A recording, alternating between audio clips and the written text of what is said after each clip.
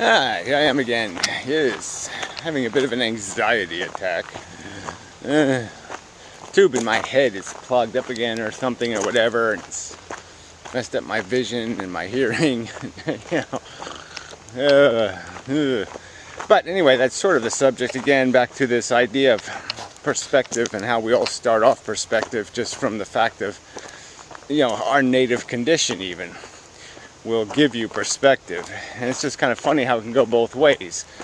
A person could be blighted with some sort of horrible circumstance, like, fall off a mountain, break your back, stuck in a wheelchair for life. And some people will acclimate to it and say, oh, this is kind of fun, and I can play basketball in a wheelchair, and I can do this, and I can do that. And other people will just like, oh, life is just impossible. Everything that I value is gone. Everything I fed on, and they just starve. Their soul just dies. And it's just kind of funny how that works out. It's not funny, but those circumstances, it's tragic. But yeah, we're all struggling through this from a different position. And I could sort of see it with my family. I was kind of the black sheep, because they were all kind of very comfortable, risk-taking kind of joyriders, and I really was kind of a better safe than sorry. Why do I want to do that? What's the big deal? I just wasn't that bold or aggressive, and I guess I was much more protective of something, just keeping what I had, not losing any more. And that might just come out of the fact that I was pretty uncomfortable by native disposition.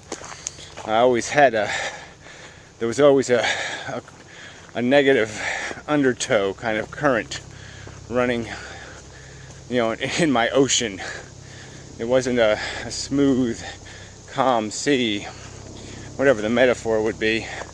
But yeah, there was some angst always there, some, it was hard for me to find peace and comfort, and, that ability to take a calm breath.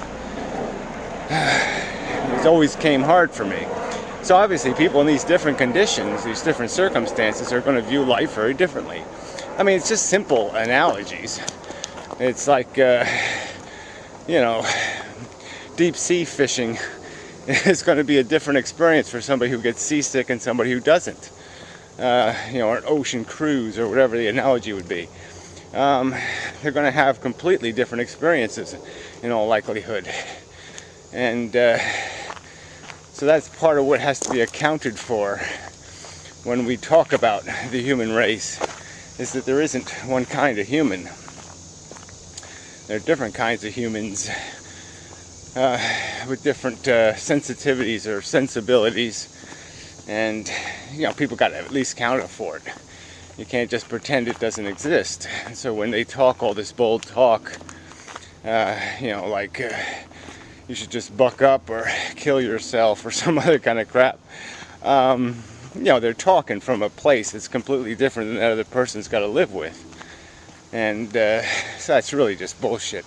It's like telling somebody in a wheelchair just to get up, and walk.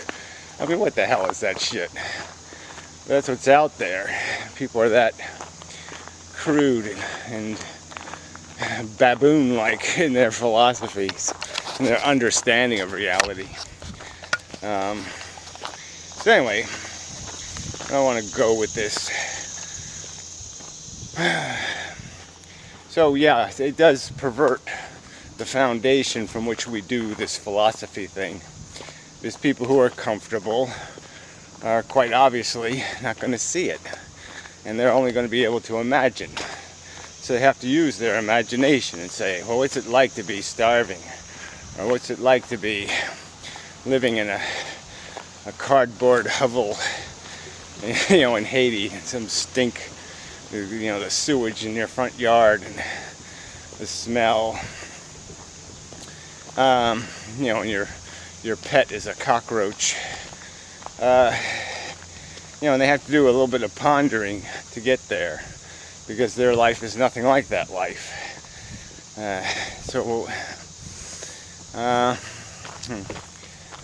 But then the weird thing is people who live that life grow up in that world, and they keep thinking that somehow they're going to grow out of it, or that they're going to, by giving their kids the same thing, somehow they're giving them the gift. But I think the argument can be made that people really just don't think about it. They just do because everybody else is doing. And that's probably one of the biggest reasons to be down on religion, is that it creates a huge justifying excuse for this bullshit. This, you know, be fruitful and multiply crap that doesn't make any sense. It only makes sense in a primitive world.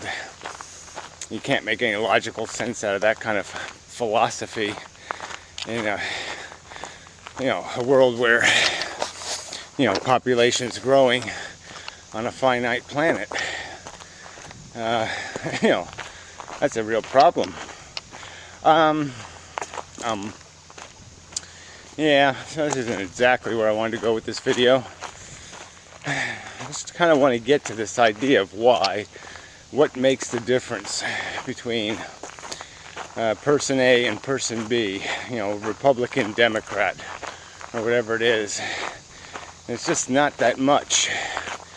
It really should be isolatable to, you know, a list of one or two premise perceptions that make that possible for there to be a difference. And I think by even maybe trying to understand the difference between two people, and you know, who have the same thing happen to them, and one chooses path A to acclimate to their new life, and one chooses path B, which is a refusal to let go of what they loved about their old life. And to understand those differences, we maybe can understand how to get through the differences between us, at least isolate them. I mean, that's all. We should be arguing about the real argument. And I think there is an underlying argument. I think it really does come down to people are out of perspective. They're in different perspectives in terms of when they look at this, they see Gaia. They don't see blood and 4 billion years of cutthroat evolution. They see Mother Nature and a circle of life, and little songs play in their head, and you know, all the zebras are singing, and you know, or some kind of crap. They don't see it for what it is. And so that would be one of those differences where if they saw it, if they could see what I see, for example,